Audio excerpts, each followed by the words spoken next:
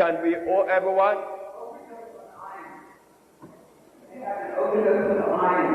You could overdose on ferrosulfate. It would bind you and keep you from going to the bathroom and poison your system, not iron fluorine. You could never overdose on that. The only thing you can do with this is stop taking it. You're going to have so much energy. Say, well, you know, like, what's going on here?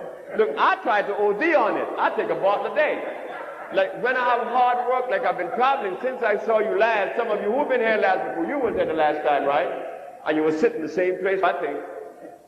Well, since I left you, I've been working. I have to do carpenter work. I have to cook, have to wash my clothes, run back, see the patient, go back and paint.